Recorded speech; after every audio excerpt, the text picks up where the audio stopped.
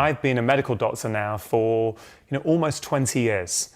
And I can tell you that the bulk of what I see, I'd say probably 80% of what I see, is in some way driven by our collective modern lifestyles. And when we change our lifestyles in the right way, I have seen so many of these so-called diseases disappear. That's what I managed to demonstrate on my BBC show that's been shown now in 70 countries around the world. I've shown things like type 2 diabetes, vanished within 30 days, a change that has proved sustainable 2 or 3 years later. Panic attacks, anxiety gone down by 70, 80% in just 6 weeks by making these changes. Chronic back pain for 30 years, right? Once we started addressing the cause, completely gone.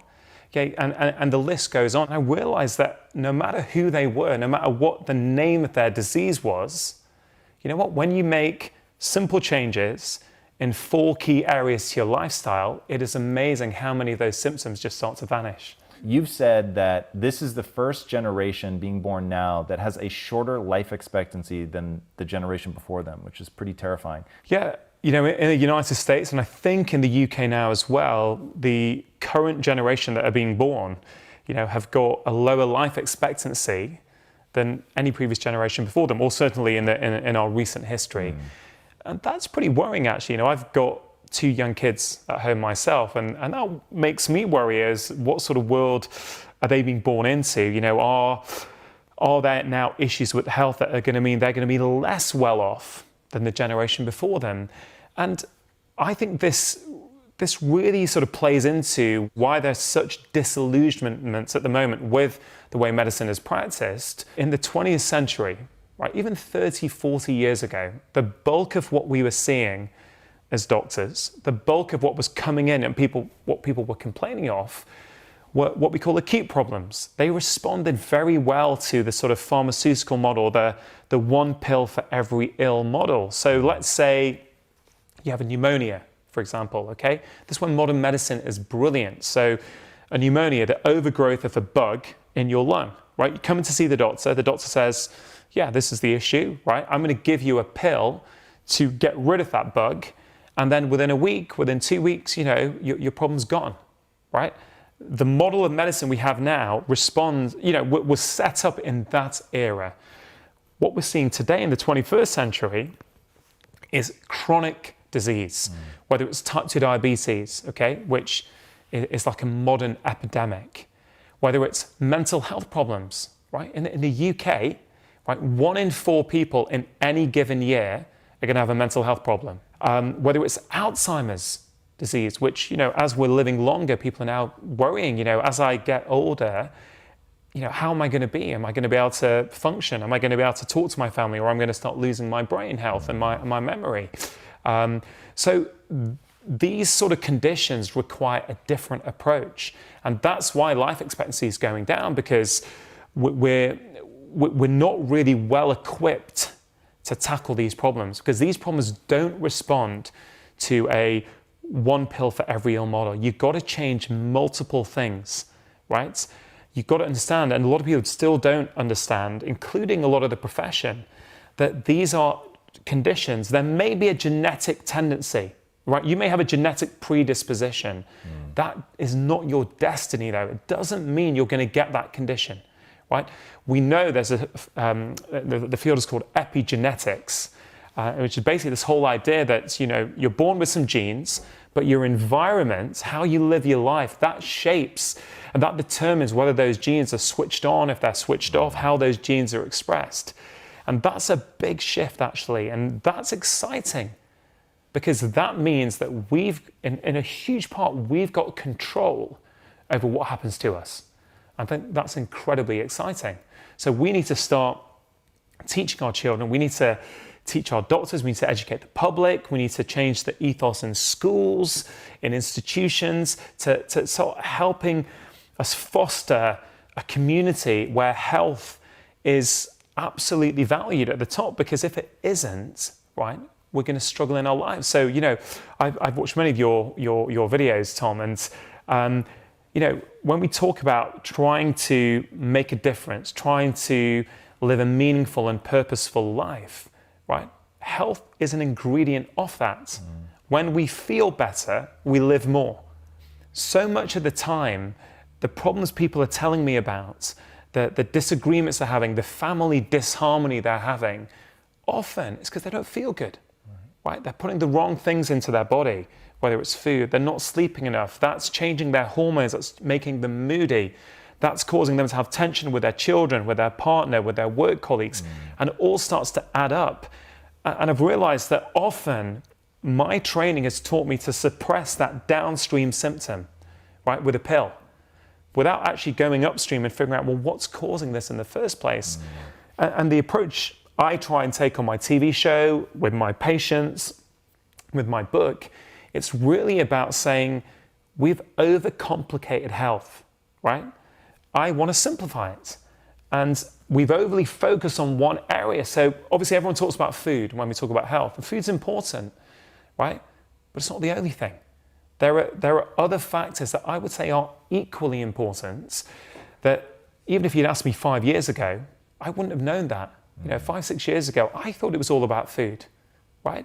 But I've changed my mind now. You might be better off saying your diet is good enough. Right. Maybe the fact that you're on Netflix or YouTube till 1 a.m. every night and you're only sleeping 5 hours a night, actually, if you go to bed 1 hour earlier, you will find you get more bang for your buck than trying to cut out a little bit more sugar in your diet. Yeah, one of the most interesting things about your approach is this whole notion of lifestyle over diet.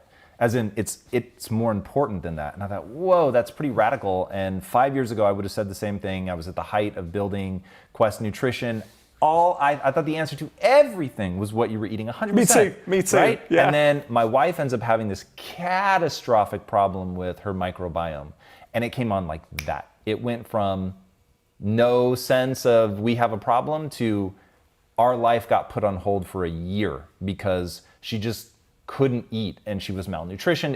It really actually got scary at one point. And I thought my wife's diet is perfect. So clearly there's something going on here that I don't fully understand. Part of it was my definition of perfect was totally screwed up. And then the other part was that there are so many other lifestyle factors. Talk about this notion of the threshold effect, which I think is so important for people to understand. Yeah, it's this idea that we've all got our personal threshold. Okay, so the way I explain it, if you were in my clinic with me right now, and I pretty much go through this with every patient, I say, look, let's say you were born in perfect health here. Right, we've got this sort of we've got a threshold, right? So we can deal with multiple insults up to a point. So that could be, poor diet, the fact that we don't move very much.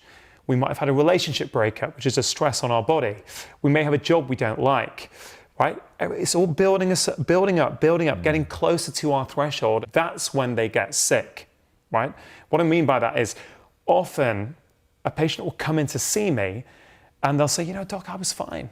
Everything was going fine. And then, I changed my job, I don't like my new boss. And then, they come down with an autoimmune illness, right? But when you go into their history, you see things were not fine at all. We're very resilient as humans. We can deal with lots of stresses, right? But something is like the straw that breaks the camel's back. And you can find the last stressor that tips you up, that pushes you over, right? But when you've gone over your threshold, often it's not a case anymore of taking off that last stressor, right? Often you have to go back to basics and build from scratch. Again, it's like, if we were juggling balls, I often say, in your life when things get busy, you can juggle 1 ball, 2 balls, 3 balls, 4 balls, and then someone chucks a 5th one in, and what happens? Everything falls down. And, we always look for what's that one thing that it is. Can I give you a case story? Yeah, right, please. right. This is a very typical patient of mine, but this is it was a guy in his 50s, I think he's a 52-year-old guy, right? He's got type 2 diabetes. Now he's a successful businessman. He's go all the time, right? He's, working hard, working weekends. He's always on his email, right? And he got diagnosed with type 2 diabetes. So he saw on TV in the UK, he saw my BBC show, the first series, and he saw what I did with that type 2 diabetic patient. So he drastically reduced the refined and processed carbs in his diet, okay? And then he'd read some other blogs and he really got obsessed with low carb. And he was getting some changes, right? His blood sugar was coming down, but then it plateaued. And he was getting frustrated because he kept reading more and more blogs. He kept lowering his carb intake, and he just wasn't getting anywhere. So he ends up on my waiting list. He comes in to see me. And I remember going through everything with him, and I thought to myself, this is not a dietary issue anymore, right? Because he didn't realize, like many people don't, that your stress levels contribute to your blood sugar levels. Your sleep quality contributes to your blood sugar levels. It's not just your diet. Even though diet is something we get it, we eat a bit of sugar, that's going to put the sugar up in our blood. We get that. But we don't get, right, and there's some really good studies on this, that if you only sleep 4 to 5 hours a night for 6 nights, okay, you are 40% less good at managing your blood sugar, right? Wow. You become pre-diabetic after 5 to 6 days. Just from the lack of sleep. Just from a lack of sleep. It's incredible. When you start understanding that, you think, well, of course we need a more balanced, holistic approach to helping these people. So this chap, so what I did with him, I said, look, your diet is brill, okay? Arguably, it's too good. Arguably, you're trying too hard now and it's stressing you out. I said, it's sleep and stress for you. So I talk about these 4 pillars, all right? I talk about food, movement, sleep, and relaxation. That it's not about perfection in any one pillar, but it's about balance across all 4. This approach takes the pressure off people. It's not about the perfect diet or the perfect gym routine. It's about making sure your diet is good enough, making sure you're moving enough, making sure you're doing something for your sleep and something for your stress levels. It's an approach that works in the short term, but it's also going to be working 6 months down the line, 12 months down the line.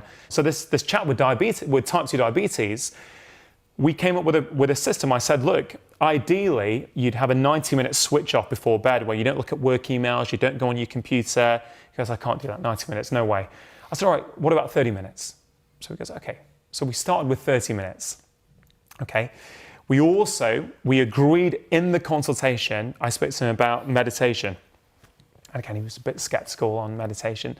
I said, okay, look, hear me out here. I tell you what, let's get an app, right? So we downloaded an app in the clinic, right? I said, okay, this is free. Download this. All I want you to do is commit to 5 minutes a day. That's it, okay? So all we agreed on was 30 minutes before bed, he'd switch off his computer and his tech and his work emails, and he'd do 5 minutes meditation per day with his app. Okay, that was it. And he comes back in 4 weeks, and he's like, okay, I'm already starting to feel better. He's sleeping better. He feels less anxious and stressed the whole time. So that was my way in. Then we got to increase it. So it was an hour in the evening, okay? It was, he only stuck to 5 minutes meditation, but we then introduced something that I call the 3-4-5 breath. When you breathe in for 3, you hold for 4 and breathe out for 5. And he did that a few times throughout the week. And bit by bit, he started to introduce these practices. He increased his carb intake, because I said, you're being too aggressive. You don't need to be that aggressive with your carbs. Okay, 6 months later, the guy's blood sugar is no longer in the type 2 diabetic range. Wow. Okay, so he puts his carbs up, he improves his sleep, he gets the stress levels down, and his blood sugar starts to come down. And that's why I'm so passionate, Tom, that when we take this rounded 360-degree approach to health, not only does it yield fantastic results, okay, but it feels more accessible, it feels more achievable for people. I've got countless more case studies like that, but that's, I think, rather counterintuitive because, 5-6 years ago, I was using what is called a low-carb approach a lot with my patients. And again, I'm not a huge fan of the term low-carb. I think the beautiful thing about it is that it simplifies the concept so clearly that people get it. But I think, we have unfairly demonized fat for 30, 40 years. I worry we're going to do the same with another food group in the same way. And I think, ultimately, you look at these blue zones around the world, these areas around the world where people have got high rates of longevity. They're living to a ripe old age in good health. And you look at what they're doing. And I find it really interesting because a lot of them are having high carb diets. Like in Okinawa, in Japan, they're having an 80% carbohydrate diet. Oof. But the carbs are not the refined and processed carbs that we're having here in the West, right? They're local sweet potatoes, right? Which is very nourishing. You mentioned the gut microbiome. Sweet potatoes and those sort of colorful vegetables are fantastic for our gut health. Absolutely fantastic. And I actually think that's what holds all the diets around the world which work well, right? I think the commonality is not the carb content or the fat content. The commonality is they're all a local, minimally processed food that nourishes our microbiome. That's what I think is the unifying factor. And the other thing I think, when we look at these blue zones like Okinawa and we try and figure out, well, why are they doing so well? We're trying to figure out what is it in their diet that's the magic. But it ain't just the diet, it's the whole lifestyle, right? These guys have low stress levels. They sleep well, right? They're physically active every day. They prioritize community, right? That's why those guys are healthy, right? It's not just the one thing. And I think, why is it that this low carb approach seems to have such a fantastically beneficial role for so many people in the West? Well, I think what's going on here in the West, we are physically inactive, we are underslept, we're overstressed, we're having highly processed food, okay?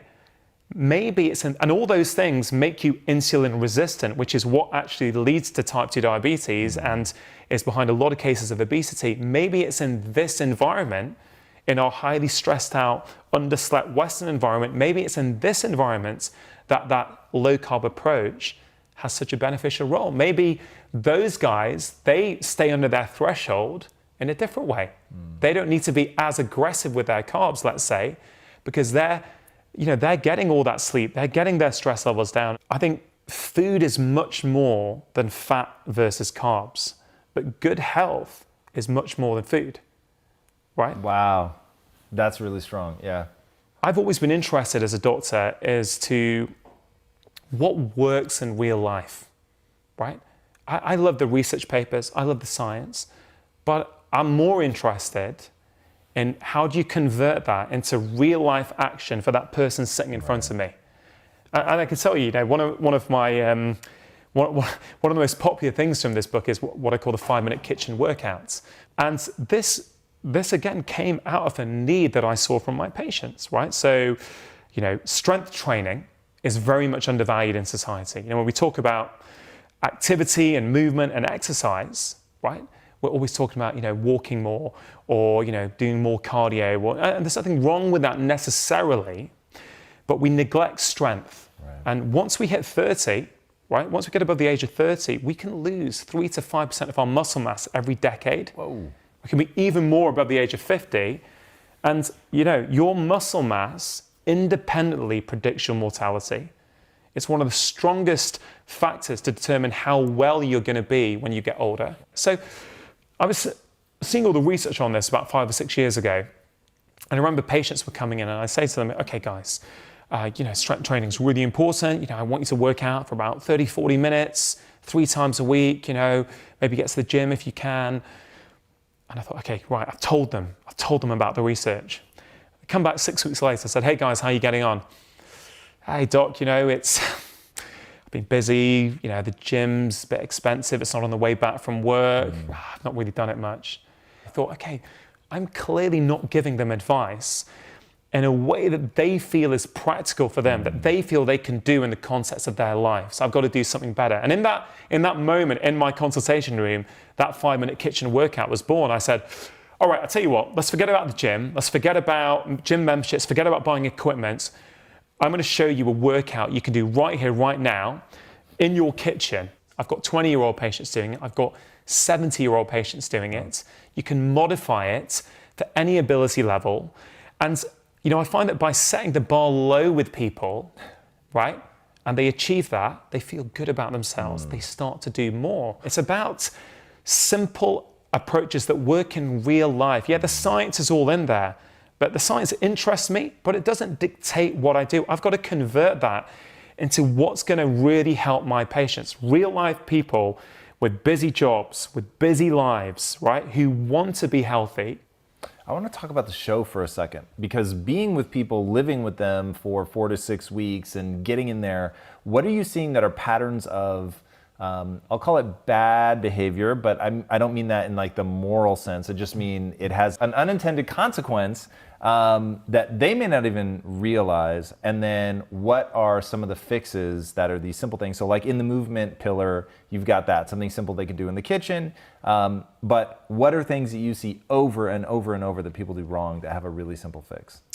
So I'd say a few things. Yeah, food was a big one. There's no question. You know, when you open people's cupboards, you open their drawers and you see what's in there. You see the naughty drawers and you see the stuff that's in there.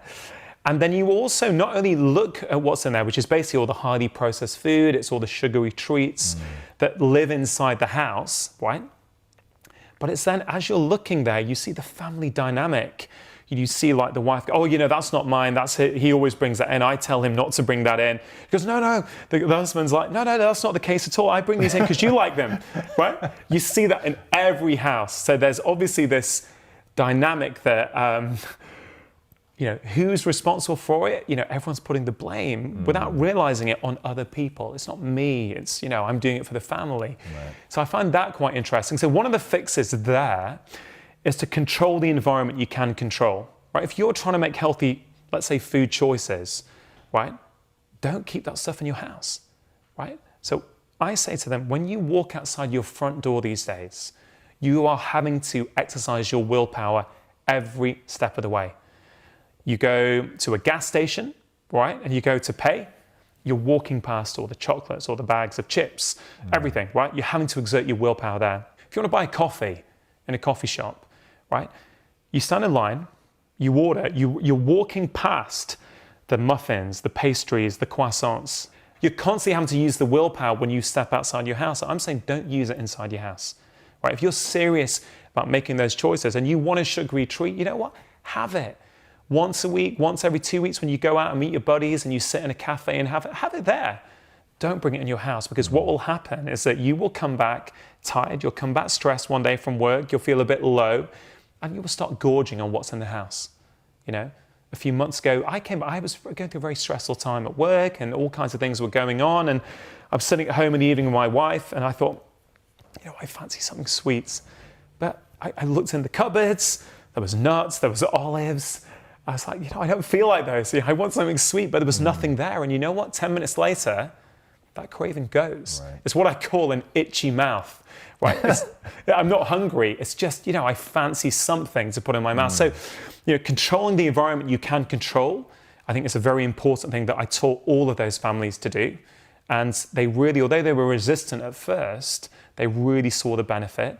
All right, two things I want to dive a little deeper there. So, number one, do you ever get into the psychology of like, oh, I got this for you. No, you got it for you. What are you talking about? Do you ever just like put a finger on it and say, hey, let's talk about what's driving that? Yeah, absolutely. And more these days than I even used to do, because I've realized that people have got very powerful emotional attachments as to why they do certain things.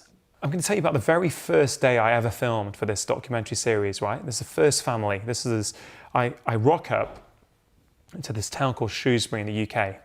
And, you know, a little bit nervous because there's like a camera crew that's going to watch me be a doctor and try and help these guys, right? First time I've done that. And I meet the family, lovely family, that's been struggling with their health, a whole variety of health issues. And I said, guys, what would you typically eat, right? So the father says to the family, hey guys, you know, just the usual tonight? He said, yeah, Dad, just the usual, please.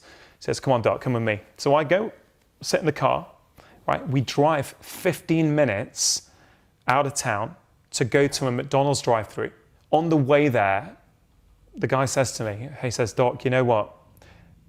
I know this stuff isn't good for us, and it's really, really embarrassing for me to actually be taking you here, but this is what we do, right? And I don't think I quite got it back then, but I've reflected on this a lot since then, which is these guys knew that these weren't healthy choices. He knew that. But it was only when this third party comes in, someone who's got no emotional attachment to this family, he starts to feel really guilty. And he feels he has to apologize to me for the choices he's making, which first of all, he doesn't need to apologize. But I found that really interesting. What's going on there? Why do people make choices that, you know, are not serving them, right? Why do you think they do it for real? Because I think those choices, I think those choices on some level nourish them. They if they're lacking something in some aspects of their life, they're feeding their reward pathways. So many people will eat to make themselves feel better. If they had a stressful day at work or they're feeling a bit low, food is a comfort for them. Food helps them feel better about themselves, albeit for a short period of time. We all know that feeling. If we have a sugary treat, we can feel good. Yeah. So we know intuitively that food can change our mood, right? There's a lot of science now behind all of that. But I think it's because on a deep emotional level, maybe when they were a kid, they were conditioned that you're not feeling so good, you're feeling, well, should we have some nice sweet treats? And this particular family, for example, again, the dad would say that I buy this stuff because it makes my wife happy. She really likes it. So in some way, he felt that he was doing a really nice thing for his wife. His wife really enjoyed that sort of food. So he felt, as a loving husband, I'm going to give it to her. Right. So I feel on some level, he felt that was him helping, his part of being a good husband. But I tell you with that particular family, that as we went to McDonald's and he ordered the food, and what was incredible for me is that he ordered, it was £48. That figure is locked into my head. So that's about $65, $70 maybe, something like that, just for one meal for a family of four. But then we got back to the house with the food, right? And check this. We got there, and in the kitchen, they've got trays, right? So they've got McDonald's trays in their kitchen. So they dish up onto the trays and they serve them. So this is what happened then. The son is sitting at the dining table, eating by himself, while sort of scrolling his phone at the same time. Okay. The mum, I think, was watching television. Okay. And she was watching television. I think the daughter might have been on her phone at a different part of the living room, and I can't remember where the dad was. The point is that they're a family of four. The food is already at the same time, yet they weren't eating together. Okay, they were mindlessly eating whilst also, doing their emails, sending text messages, doing their social media updates, whatever. And so the intervention I made with them, and I made it with lots of those families, is to have one meal a day with someone else, if possible, sitting around a table. And I'm telling you, Tom, that was transformative. That whole social connection piece, and one of the recommendations I make in the Relax Pill is that eat round a dinner table for at least one meal a day with someone else if you can. You eat less when you do that, right? Why? Because you're not mindlessly eating. We can easily overeat when we're doing something else. There are studies showing that if you eat whilst watching television, you eat much more, right? We know the feeling. I know when I used to watch a lot of sports games on TV with my buddies, and there'd be like a bowl of crisps there or tortilla chips. How many of those things can you do whilst you're watching the game? Yeah, it's super interesting the way that people deal with food. There's a really interesting study that it looked at sort of these 5 major personality types. So they are kind of roughly divided into like openness to experience, conscientiousness, extrovertedness, agreeableness, and neuroticism. So in psychology terms, they're kind of ways that we can be categorized based on our personality. And each of these personality types have specific immunological features. And one of the most interesting things is that some of them are more likely to be pro-inflammatory and have higher levels of C-reactive protein, which is a marker in the blood for inflammation. And things like being neurotic and being sort of less introverted, it can affect the inflammation in our body. Is because I guess we're all very different. We're all on a sort of spectrum of different personalities, but that's evolved from maybe different roles you might play within a community, and then what your exposure to different infections might be, or your risk of getting injured. Things like anger is known to prime the body for for becoming damaged, because maybe anger preceded violence. And throughout our evolution, we've like, okay, if you're angry, something might happen that might damage you. So we need to prime parts of our immune system to prepare for that. You mentioned anger, and it's something I wrote about. I Feel Better in 5 is the importance of forgiveness. There is good research on forgiveness. A guy called Fred Luskin's done the Stanford University, I think, forgiveness trial or research. I can't remember the exact name. Yeah. His research is incredible. And I shared in my last book a story about one of my patients who had high blood pressure, and which again, to make it relevant to our conversation, high blood pressure is a chronic, non-communicable illness that, will have chronic inflammation playing a role in some way. And you know what? She had changed her lifestyle. And I was doing this stuff. I try and talk about food and movement and sleep.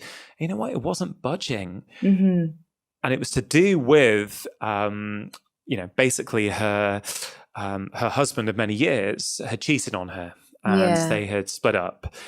And it was only once she started practicing forgiveness, right, that her blood pressure started going down. It was incredible. And so that's an anecdotal story from my clinic, but I think it does stand firm and consistent with the research that is out there in terms of, if you're holding on to resentment and anger, that will influence your biology and your immune system. Exactly. And maybe that is culturally what we see, dividing different groups and how they deal with illness as well, because they may feel marginalized. I think social status is also really important. I know that in the animal kingdom, being lower down the pecking order can be quite stressful for an animal, and that can be seen in its blood chemistry, but also for us humans. And I think that's something that we see playing out with the sort of lower socioeconomic demographics are worse hit by some of these lifestyle-related diseases. They may have more stressful lifestyles, but we put it down, don't we, to less access to good food, more stress, and of course I think those play a role. But what if it's also related to status, as it is in the animal kingdom? That's something I hadn't probably given as much thought to, and it's probably not as common a narrative. It's where do you? I guess it's in many ways, it's, do you feel your life has purpose? Yes. Yeah.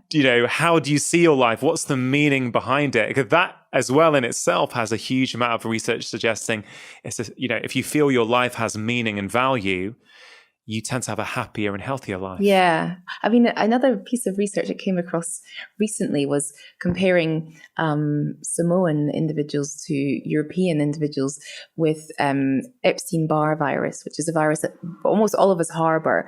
But when we activate our stress chemistry, this can be actually a sign that the virus uses to allow itself to reactivate and cause problems.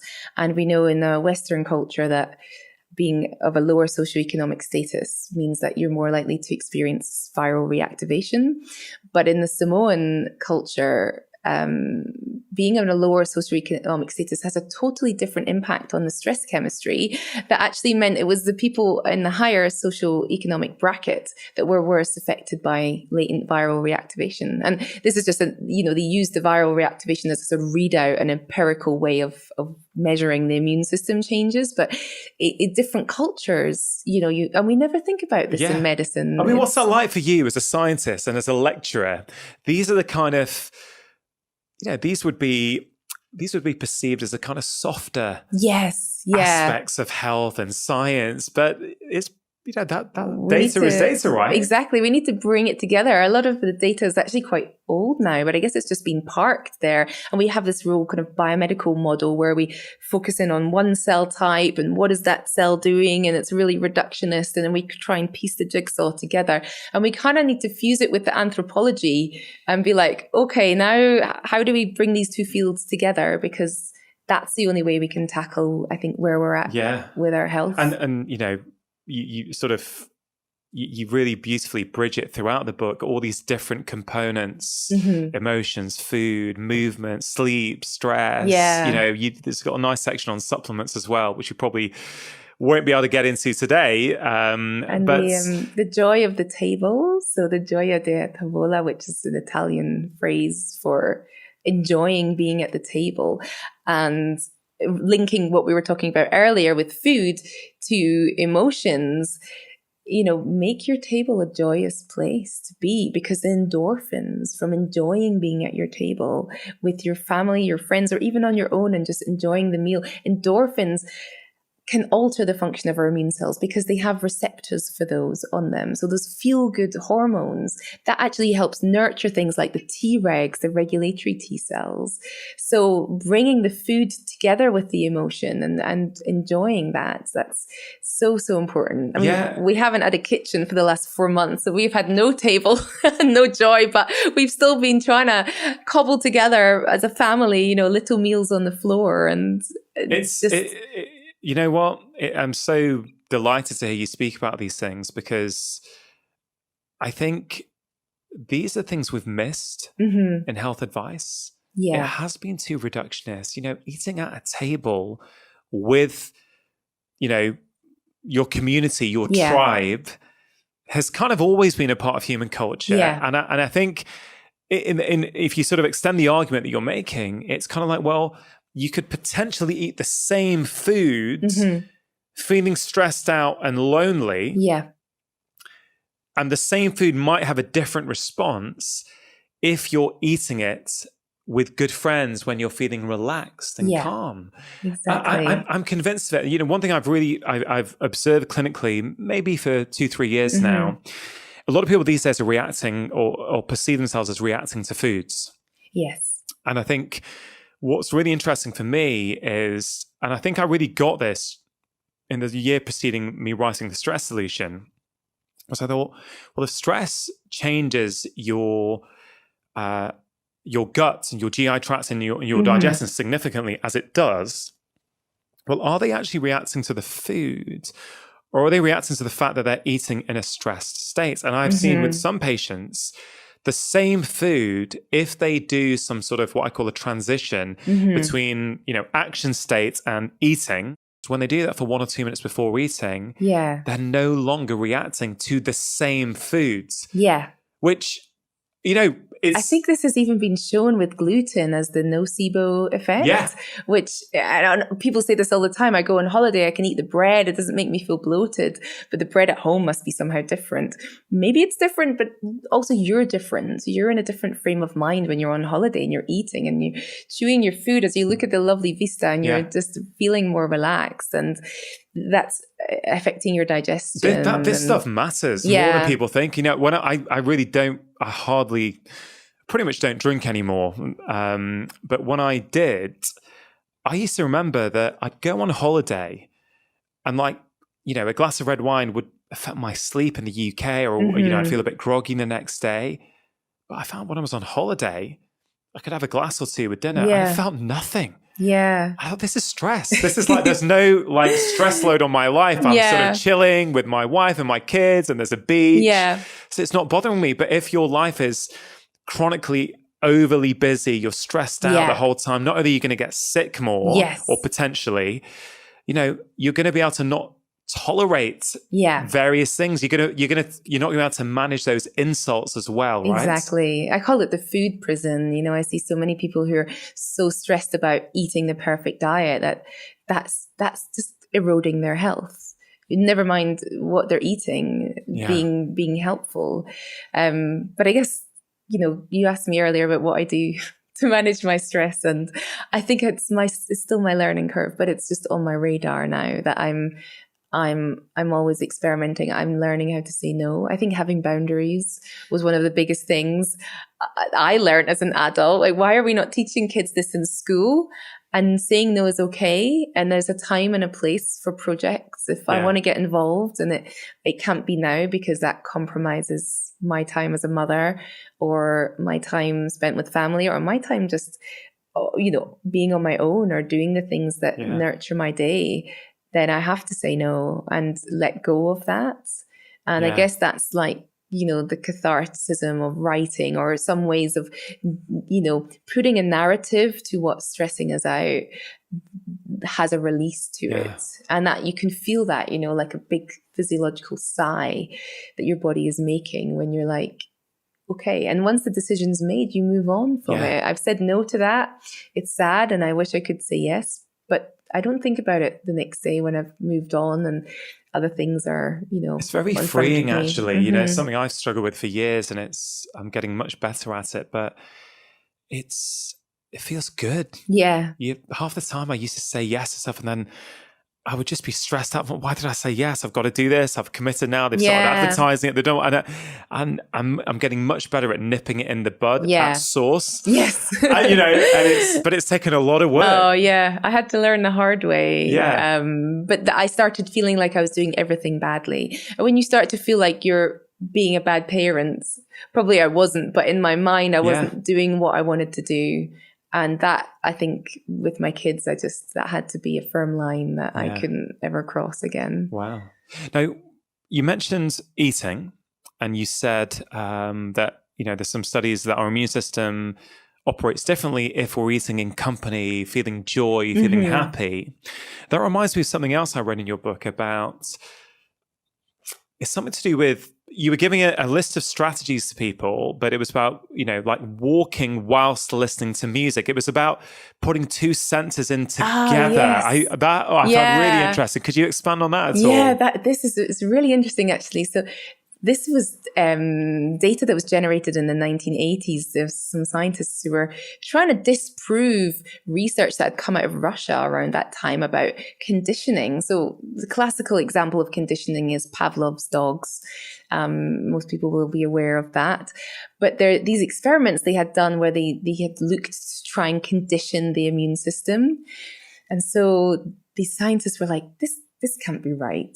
We're going to redo the experiments much more stringently and see if it is really what it makes out to be. Can you condition your immune system with various rituals and routines? And what they did was they used an animal model experiment, and they gave the animals a sweet solution to drink, and one group got the sweet solution that also had a particular chemical inside it that would modulate antibody responses. So they could measure the antibody responses in the blood and see if that there was an effect happening, some kind of readout, tangible piece of data that they could observe. So the mice were given this sugar solution with this chemical for a period of time. And after a while, when they just gave the sugar solution on its own, they got the same effect happening to the immune system. So it's kind of like a placebo effect. Wow. It's like you expect something, the mouse expected this effect to take place in its body on some kind of subconscious level, because it was so used to that happening that the effect happened anyway, even without the chemical present to actually cause the modulation to the immune system. And people have been scratching around to try and understand the mechanism. And I think the best we've come up with is the placebo effect. Like there's some part of us that we don't quite understand that embodies things. And when there's a response expected, that the biology changes and we can start to pair things together. So what you're referring to in the book is like the kind of little stress relieving rituals, like, playing your favorite music whilst you're doing something like taking a nice bath, or having a particular scent being in the room while you're doing something else. And eventually then you just can play that music and you start to feel the same relaxed feeling that you do when you're in a nice warm bath, even without taking the bath.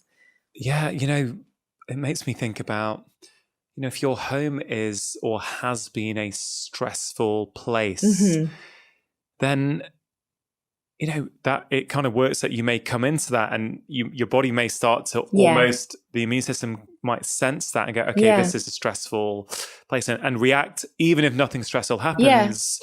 But then you could also flip it. And, I'm a huge fan of ritual and sort of daily practices that even if they only take 5 minutes, they can be very powerful. And I think when I hear that, I think of a morning routine, and I think, what if someone, can design their ideal morning routine? Let's say it was 5-10 minutes, a bit of maybe a minute or two of breathing, you know, 3 or 4 minutes of some light movement practice. Yeah. And then let's say 5 minutes of reading a positive book. Yeah. For example, I mean, that's, you know, I in the stress solution, I write about the 3 M's of a morning routine: mindfulness, movement, and mindsets. I think you can create one that lasts an hour. You can create one that lasts 5 minutes. But the point I'm trying to make is, if someone started doing that in the same room, let's say they lit a candle in the room, did that even on a day when they're a little bit busy or they can't quite switch off, and they just, you know, sat there with their coffee with the candle on. Yes. Maybe that will also condition their immune system the other way and go, hey, things are okay because he's got the candle on. I don't know. It's quite empowering. Smell, all the senses kind of integrating. So it might be a particular scent that you're burning. There might be a particular song or playlist that you always play when you're doing those activities for your morning routine. And then the morning you wake up and you're just tired and you don't want to do your movement. You just want to sit and enjoy a tea, but you're in that room with that space, and you still may be reaping the benefits of the meditation and the movement that you would normally do. And I think routine, as a human being, we just seem to be anchored by routines. For me, especially becoming a mother, it's been hugely important. So much so that now I can buffer the lack of routine more because I can circle back to a really strong routine that I've built over time. And I think when we went into lockdown this year, everything kind of got off kilter, and we're living in a building site basically at the moment. So that's stressful, right? It's stressful. The routine is shot. It's really done a number on us. But I think having been someone who needs routine, particularly as a bit of a stress head, it didn't take long for us to find a new rhythm being at home, and that's anchoring. I think that's. I love the way you say certain things. You said, you know, we can build a routine, like you can build your immune system. It's a very empowering word. You know, build means we can do that, right? It doesn't mean it's fixed. Exactly. We've got some agency over that. It's really interesting, as you know, as I mentioned right at the start, this is, you know, day 1 in the new studio. And Gareth, who's videoing and sitting there in the corner, we've been talking about, you know, how do we create a stress-free space that allows a really deep, authentic, vulnerable conversation to happen? And, you know, it's not quite ready yet. You know, bringing plants in is one thing. You know, we're going to probably have a candle on or some sort of, you know, a nice scent. You know, my dream is, because this podcast is all about authentic conversation. It's not interviews, it's conversation. I want someone like you to walk in, and within, you know, I almost want to program it so that people feel calm and they go, they want to open up and actually, do you know what I mean? You know? I think you've done a really good job already. But also, I think what you give off as a person really helps. So the way people's eyes feel relaxed, you know, when we're angry, we like narrow our eyes, or if we're feeling quite negative or stressed. And then we pick that up when we're sort of reading the body language. And so if somebody has a sort of relaxed disposition, that's going to be interpreted by the other person and make them feel at ease as well. So, and interpreted by our immune systems. Yes, exactly. You know, as this is a safe environment. It's all about all of those millions of inputs that are going in every minute of every day, and our immune systems reading those, shaping and responding. Science has allowed us to dive into what are the components in food and how do they interact with our biology in ways that we've never really understood. And it turns out, you know, we know that what's in food, right? It's protein, fat, fiber, carbohydrates, vitamins and minerals. And that's true. But that's not all that's in there. It's all this other stuff that turns out is really important. It may not be causing an acute deficiency disease like scurvy, but if you don't have enough of these powerful medicines in food over your lifetime, your own biology doesn't work quite well. And for example, you know, when you get grass-fed animals, they can forage on 100 different plants, and they eat this plant to get this phytochemical and this medicine. They eat this plant to get this nutrient. And over time, they really are able to modulate their health through a robust array of a wide variety of different plant foods. It turns out there's 25,000 plus molecules in food that are medicines, these phytochemicals. And the Rockefeller Foundation is spending, I think, $200 million trying to map out the periodic table of food, of phytochemicals and how they interact with our biology.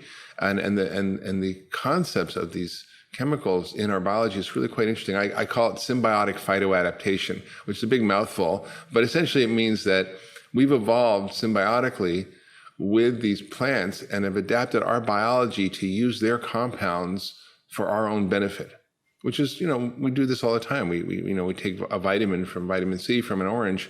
We don't make vitamin C, so we use it for our benefit. Well, it turns out that, if you want your detoxification system to work well, you need certain classes of compounds in broccoli family called glucosinolates and sulforaphane. It turns out if you want to clean up your mitochondria and recycle all the old parts so you have healthy aging, you might need a compound that comes from pomegranate called urolithin A. Or maybe if you want to regulate your gut and have no damage to the barrier, and it can lead to autoimmune disease, heart disease, cancer, and you want to grow a bacteria called Akkermansia. That bug likes certain things like cranberry, pomegranate, and green tea. or maybe you have these zombie cells running around from your white blood cells that have been damaged from various kinds of insults over years, and they're causing aging. And maybe if you eat these phytochemicals, there's over 132 phytochemicals from this buckwheat that Jeffrey Blandis rediscovered, that some are 100 times more potent than any other food source. And you eat these, it kills the zombie cells, these phytochemicals. So the question is, how do we begin to incorporate all these principles into upgrading our biology and healing disease? Yeah. I mean, just hearing all those powerful compounds that exist within foods, it's mind-blowing, really. I'm sure we're going to discover more. There's probably plenty out there we don't even know yet. We don't even know the names, what they do, but that time is coming. But I think about this concept, food as medicine, and philosophically, I think in a culture where 80% of what we see is driven by our collective modern lifestyles, I kind of feel philosophically as doctors, I feel unless we give it the same priority and call it medicine, it's not going to have that same impact, right? With our patients, so we prioritize the drugs and say, we've got to give it that weight. But then culturally, I feel, well, hold on a minute. Well, I grew up in an Asian family, in an Indian family, where we grow up with the concept of food as medicine.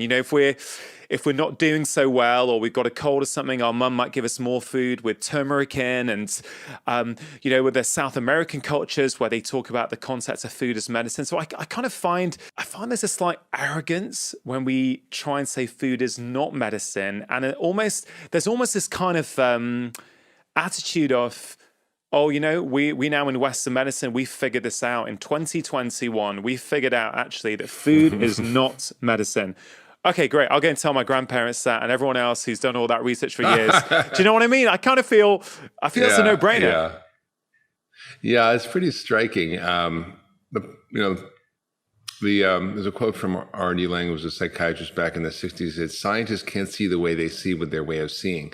In other words, paradigms are really hard to break. When you're a doctor and you're saying, well, eat better and exercise more, or eat less and exercise more, and it doesn't work, you go, well, nutrition doesn't really work. But that's not really helpful. That's like saying, why don't you just fly to London? Well, how do I fly there? Do I need a plane? Like, how do I get there? Do I swim? And what's really striking is that most doctors don't know how to apply food as medicine. So if you have a headache, and I would say, well, I'm going to give you like 1 milligram of aspirin. You think it's going to work? Right? It's like you need 600 milligrams of aspirin to get your headache to go away.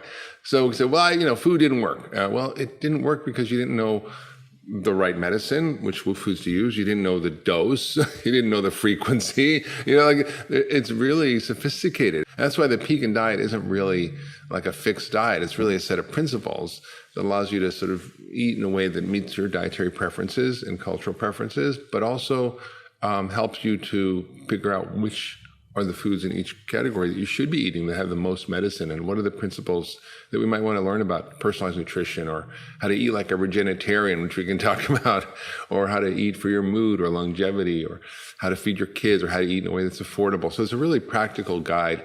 It's sort of one of those things you can kind of refer back to over and over again to just see exactly, what's the digestible bit. It's sort of like little snacks of information that allow you to really get the point and follow through on it. There's a ton of theory I've written about before and the science, but this has a lot of science in it, but it's really very, very practical book. Yeah. And on the book, I agree. It's a really good, digestible read for people who want to learn more about foods, the various properties in different foods, and the various principles. And as you say, it's called a vegan diet, but it's kind of not really a diet in the conventional term, right? It's the way we think about diets.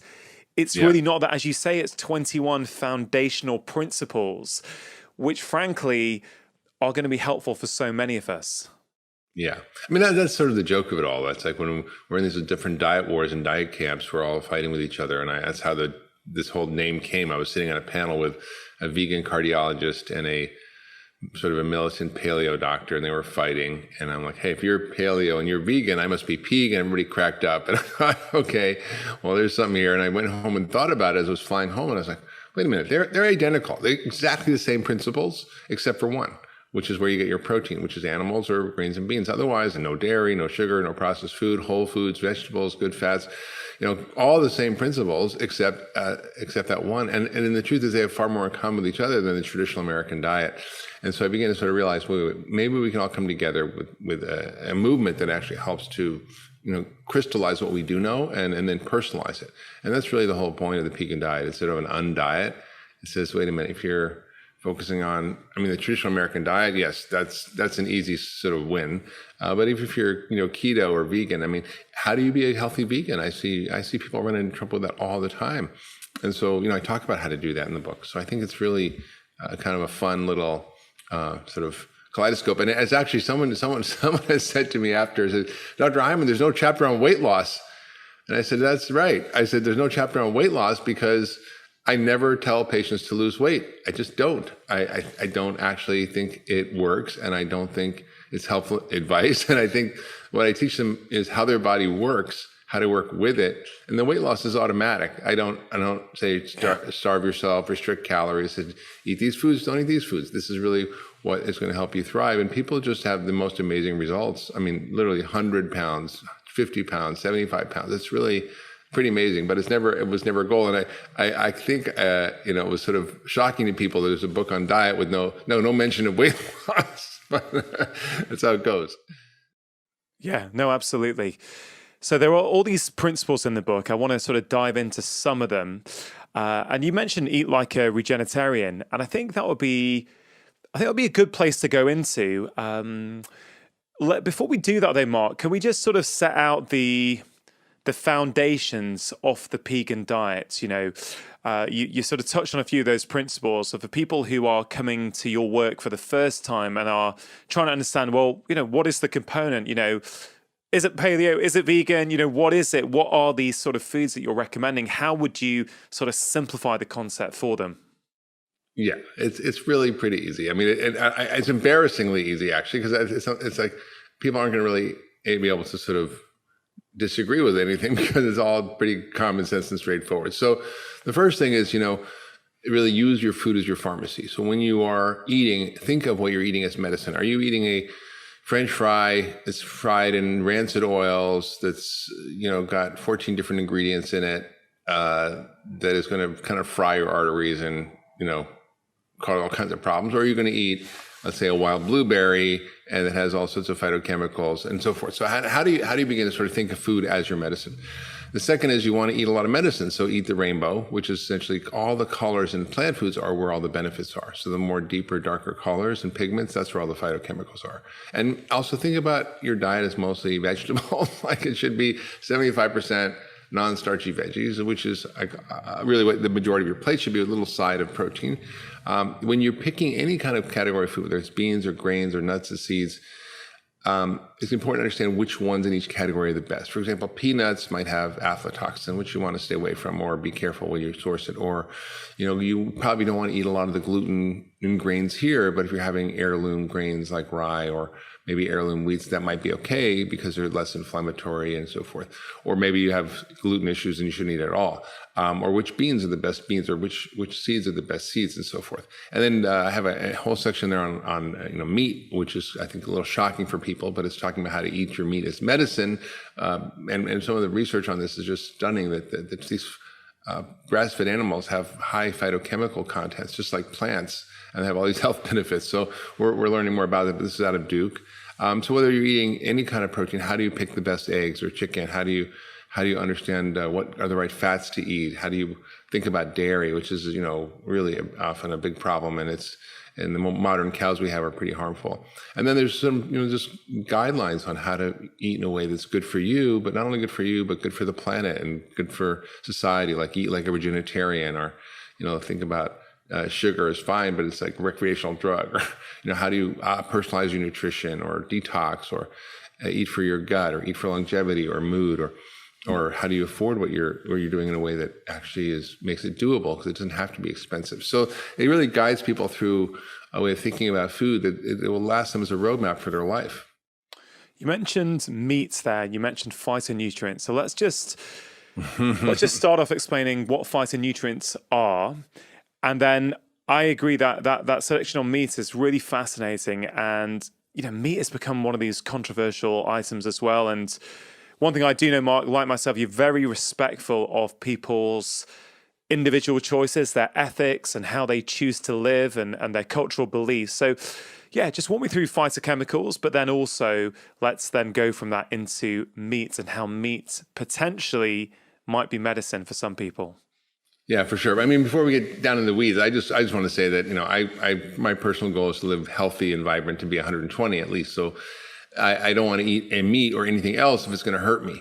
So I took the time to really dive into all the research. I locked myself away for a week with, a stack of scientific papers, 4 feet high, and went through it all. And there's 100,000 papers online on meat on the National Library of Medicine. But if you find the major ones, you can find, what does it say and what does it not say? And really there were 3 issues. One was moral and ethical, and the other is in climate, environment, and the last is health.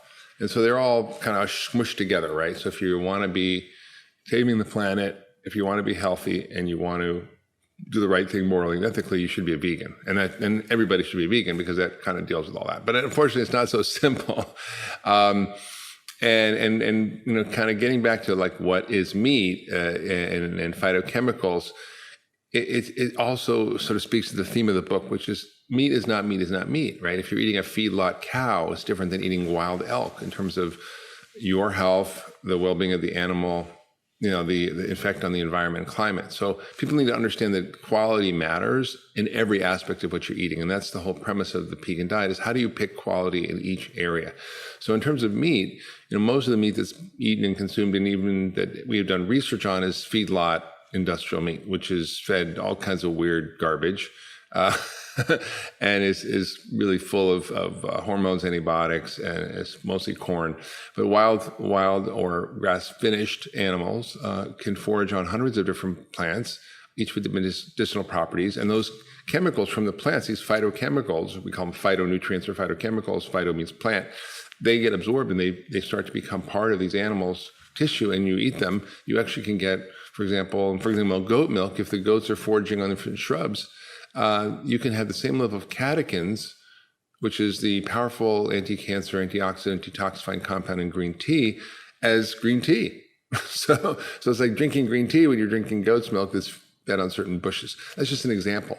But we're learning more and more about these powerful medicinal properties and how it affects your biology. And if you look at kangaroo meat versus feedlot meat, in a study in Australia, they found that when they eat the feedlot meat, same portion, they got inflammation. When they eat the kangaroo meat, their biology was totally different. They actually reduced the inflammation.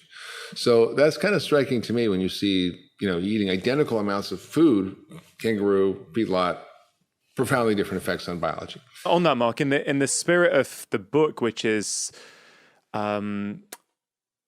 Pegan, bringing in, paleo and vegan, and where the sort of similarities are.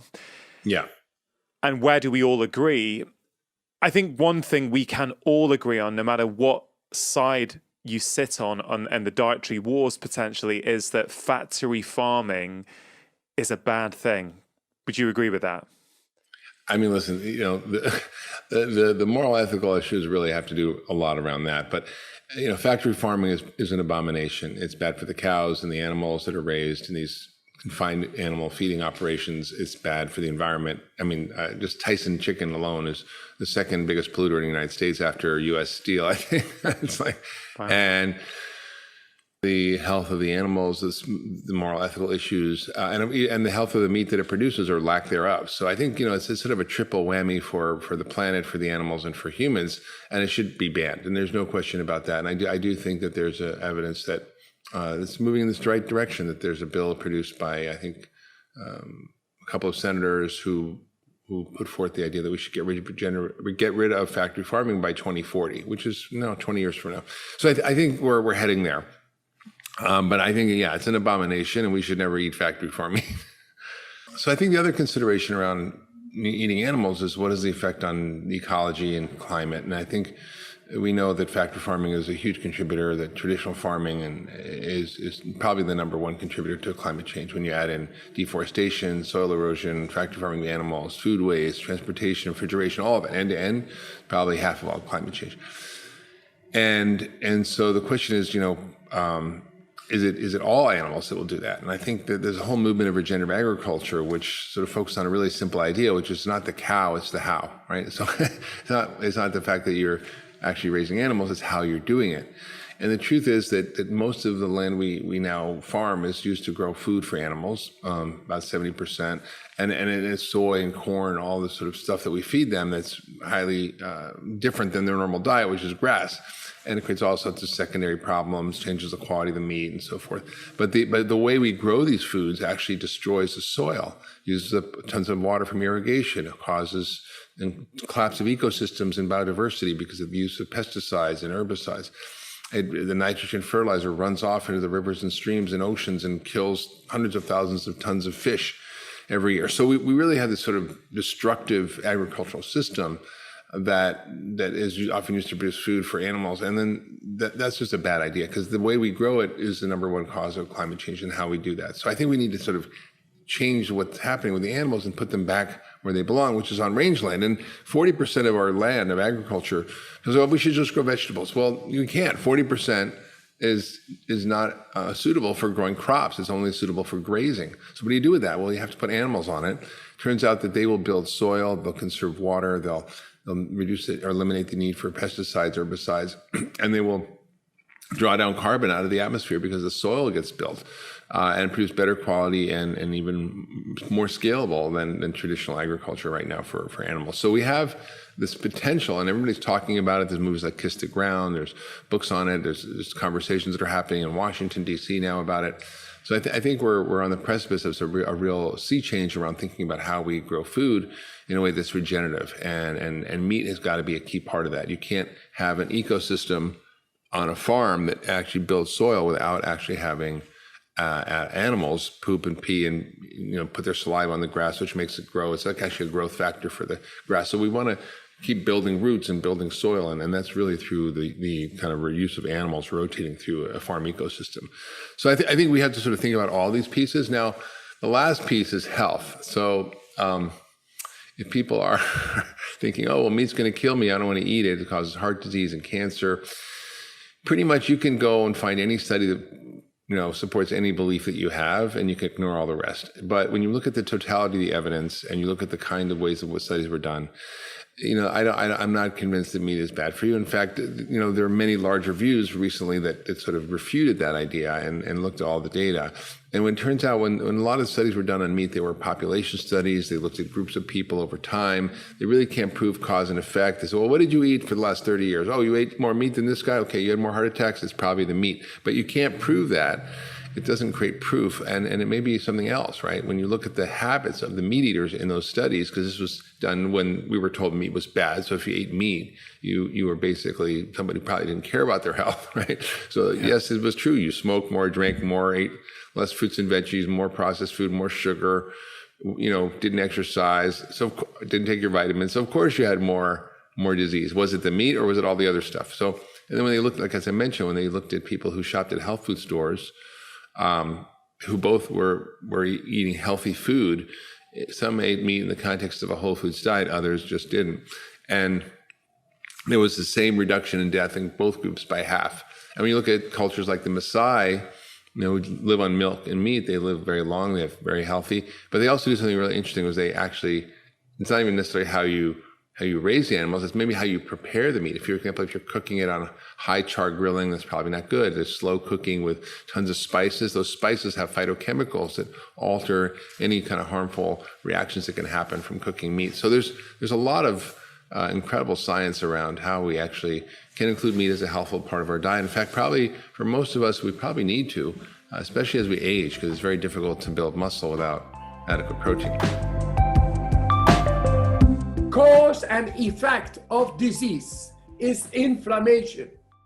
Infection, inflammation, it's all caused by inflammation, inflammatory markers. And we have shown people being injected after a couple of days, and this was after 16,000 people taking the same experimental model with an injection of a E. coli bacteria, becoming sick for 3 to 6 hours. Now suddenly I trained a group of people within a couple of days. They took the injection, and after 16,000 people who became sick, suddenly 12 people exposed into the same experimental model were able to nullify the reaction caused by the E. coli bacteria on the immune system. They did not become sick. And then they found out that these guys, through blood samples, so there is no speculation about it, had a control over the autonomic nervous system, over the immune system, far more than was stated in science. And I'm trying to tell that through science and through publications in the best of papers in the world, and try to get it to the people. And I think these podcasts, like we do right now, is the way to get there to the people, to the listeners. Disease and mood, feeling happy, it's your choice. Ben, you've taken a group who've had this injection, but I think a few years ago I read about when you did it for the first time. I think from recollection, you were injected with lipopolysaccharide, or LPS, which is this endotoxin. And I know as a doctor, I've seen the studies, I've seen the trials. If somebody gets injected with that, they typically will go into septic shock. They'll drop their blood pressure, they'll become very unwell. But you managed to not get sick by controlling your immune system. So I'd love to hear about that, because you were injected with it. What happened? Did you feel something? Did you feel yourself starting to get sick? Did you breathe in preparation of that? Or once you felt it, were you able to then control it? I'd love to understand that. It's so interesting to me that you had this endotoxin in your vein, but you didn't get sick. Yes, exactly. So when the professor injected me, he said, oh, but it takes an hour before it's really working. I said, no, it is being injected now. Now I'm going to start. I'm just going to try. I do my best. That's what I said. I was for sure determined to succeed in my attempt to show that the immune system, the innate immune system, and the specific immune system both can be activated at will, influenced at will. So the innate immune system, for example, get it down. And the specific immune system, get it on. So specific solutions at the core, at the start of things happen. So what I did, I started my breathing exercises. When he injected me, I began to start. You see how simple it is? Determined, my mind was not out there, my mind was in the breath. In the biochemistry, neurology influences the biochemistry. It's logic. So I was into the breathing, and then when normally the polysaccharide had to have its influence, you know, like uncontrolled shivering, headaches, fever, all over agony, back aches, muscle aches, things, even vomiting, all that can happen. For sure, that it happens a lot. Nothing happened. Nothing. They came to me. They said, yeah, it's now at its peak. I said, but before they told me, I asked them, when is it going to happen? And then he said, yeah, actually, it is now at its peak. They said, yeah, I do not really feel something. So can I so basically, let's say a week before you were practicing your own breathing techniques at home, right? Was this just like you being in the hospital and you're just practicing as per usual? Yes, you're getting injected, yes, but you didn't feel anything. You exactly. could be in your own bedroom doing the same Exactly. thing, right? So there I go and say everybody is able to do this. And yes, directly afterwards they said, because they saw such a low cytokine release, the cytokine storm was less than a breeze. I felt good. I felt, and at a certain moment I let the breathing go, and a little bit came to me, a little bit. But I did not do, I had won, I had done. I had shown what breathing techniques are able to do together with your determination. Your being here in the now. Here and now, you have neurology. When I say I don't know if you have children, yes or no? I do, but 2 children, yeah. Yes, so if I would say your children are in danger, you know, for real.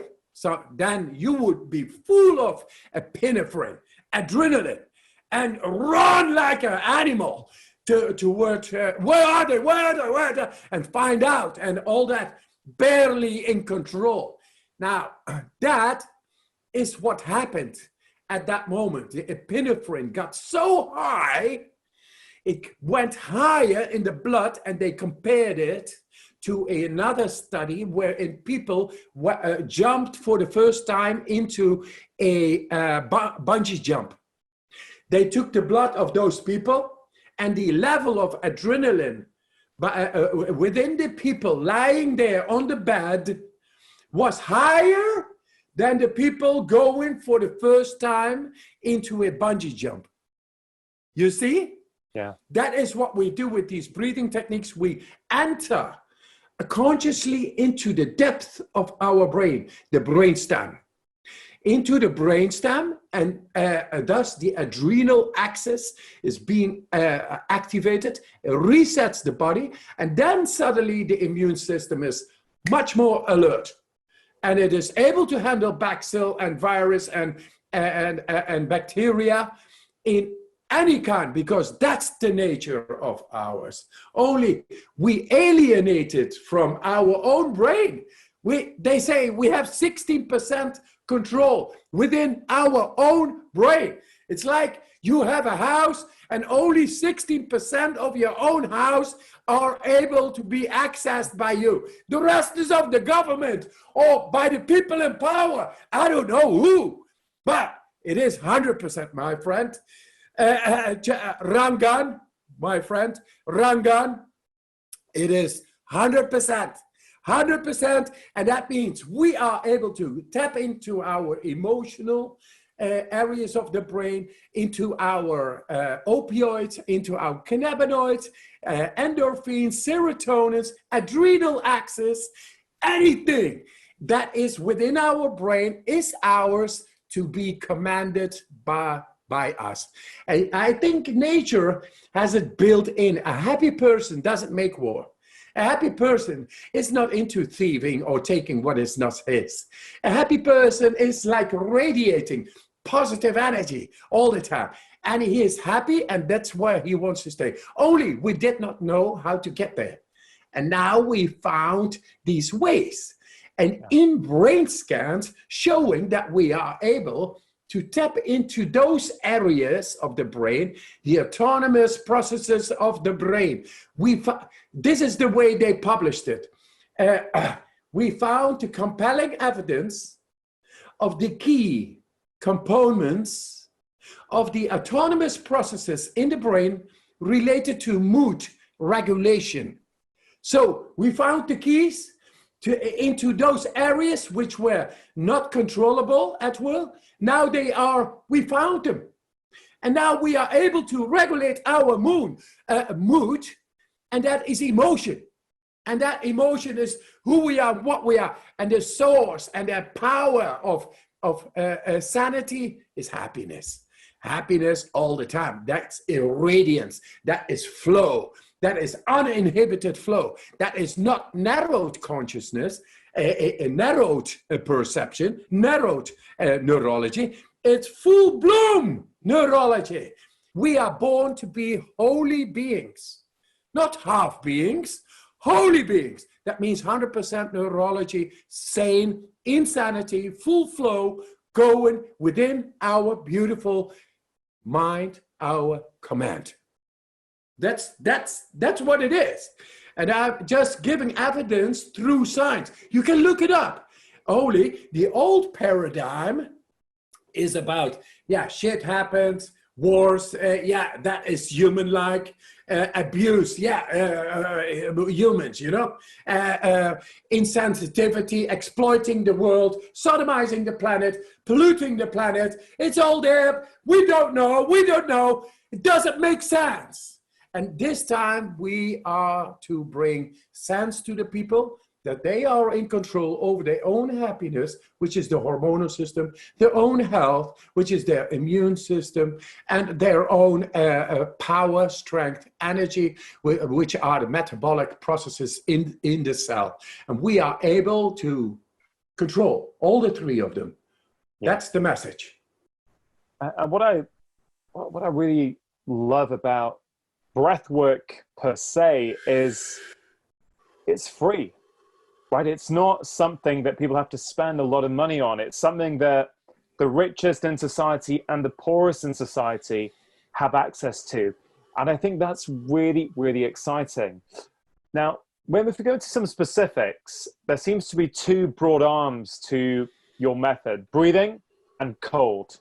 And I wonder if we can start with cold. This morning, because I was interviewing you today, I thought, hey, if I'm not going to have a cold shower today on the day that I'm interviewing Wim, when am I going to do it, right? And you mentioned my kids beforehand, when I told them today I was interviewing you, my son was like, Dad, are you actually interviewing the Iceman today? I said, yeah, I am, darling, I am. And he was really excited. Did you know he's in the Guinness Book of Records? You see, the new generation, I see a lot of the new generation already knowing me. And they love it. They love it. They need direction. So about the cold, what I always say, a cold shower a day keeps the doctor away. Now I know why you weren't there for 45 minutes. Exactly. I was holding my breath. Yeah. No, holy moly! Oh, what's going to happen? But cold, right? So look, I think there's going to be people listening to this who have heard about the amazing things you've done. They'll be interested, and I want to make sure we make it super practical, so they think after this, actually, you know what? I can do something. So if we talk about the cold, right? You are a big fan of cold immersion, and you always recommend, certainly I've read an early copy of your book, which is really, really good. It's really interesting. Thank you. And you say that everyone would benefit from taking a cold shower every day. Why is the cold so powerful? The cold, without a doubt, very directly, very effectively, very strongly, is able to tackle the biggest health problem in the world, which is the cardiovascular related diseases. And we have the organ, which is called our skin, and we never expose it to natural elements. and it is built to be able to be stimulated. The electroreceptors, thermal receptors, they are all in the surface of our skin that directly goes when we take a cold shower, like an electrical jolt through our spine to our the deepest part of our brain, the brainstem. It's being alive. Oh, yeah, the shocking experience that you are surviving. That is a great way to not only give a jolt to, say, an electroshock to your brain. For people who are into depression, this is great. You just take the cold shower and your depression is going to be depressed. So that is one. The other thing is, we got, all of us, we have 100,000 kilometers, like 70,000 miles of vascular little channels, capillaries, arteries, and veins. Like 100,000 kilometers. That is a lot. That is like 2.5 times the world is in each and every one of us. They contain millions of little muscles, and they help the blood flow going through, but not if it is in a condition after we have been living with clothes all the time, which is a destimulative behavior, and which makes the muscle tone go low. And who has got to compensate for that? That is our heart. Our heart is pumping more than it should. It's pumping more because it tries to get the blood flow full of oxygen, the nutrients, and the vitamins to the cells. And it is not able to do that. You weaken yourself because you are in stress. And that stress creates oxidative stress through the continuous presence of cortisol. And that is when the heart rate goes up. That is normally done when there is danger, to pump the glucose through the body. And the adrenaline, that is when there is danger. Now it is danger because we have a weak condition within our vascular system. Maybe not when you are young still, but when you are 30, 35, 40, it begins really to wear out. A cold shower stimulates all the vascular muscle tone, and thus the blood flow will go better to the cells. Heart rate goes down with 20 to 30 beats a minute, 24 hours a day, and the energy is being fed. The energy processes, the metabolic mitochondrial processes are being fed with all the oxygen, nutrients, vitamins, all what is needed. You get plenty of energy. So when you take a cold shower a day, it does not only keep the doctor away, as a saying, also the doctor is doing it. And because it is great. It's like a vaccination, a natural vaccination where you make your body the way nature meant it to be, with a great blood flow, which doesn't know inhibition, fears, blockages, sclerosis, or anything like that, because it's flowing. There is no cortisol, no oxidative stress going on. This is the way nature meant it to be. Everybody in the world should take the damn beautiful cold shower a day. It is not difficult, and the investment is by far the outcome. You get so much more energy and so much more peace because the stress will go out of your body. We can think of muscles, right? Everyone understands muscles, and they know if you go to the gym and work your muscles, they will grow stronger. So as you were describing that about cold showers, I'm thinking, we live these comfortable lives. We have temperature controlled houses. If we go out, we don't want to feel hot. We don't want to feel cold. We put on our jackets and our fleeces.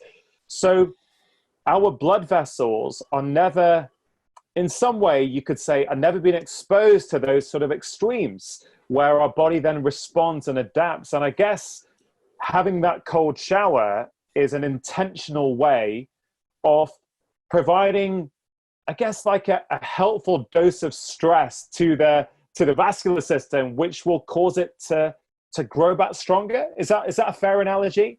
Absolutely, absolutely. The blood flow is going to be better. The muscle tone is going to be better. The heart rate goes absolutely down. Absence of cortisol presence, thus oxidative stress. And sleep is better. Anything is better. The hormonal system the endocrine system is being fed a lot better. It's all about the blood flow. The blood flow is everywhere in our body. Only we cover up our bodies, and thus actually we suffocate our body. It's breathing. The body needs to breathe, and the cold shower does it. It compensates for our covering up the rest of the day, and we get great amounts of energy back. If someone's listening to this and thinking, okay, Wim, I see what you're saying, I can't take it. I get cold a lot. It's too cold for me. What would you say to that person? For the people who have low energy, because when it's cold, they feel sensitive, is because the maintenance of their body is at work at that moment, and it takes all the energy at that moment to maintain a normal core body temperature. And for the rest, they feel like shivering because there's no energy left. Take the cold shower. I know this for thousands of people with problems with the cold, having low energy levels, and being sick a lot of times because of the lowering energy. It's a lower alertness of the immune system. After taking the cold showers, suddenly they burst with a lot more energy. They don't become sick anymore. And it's all logical because their muscle tone is back.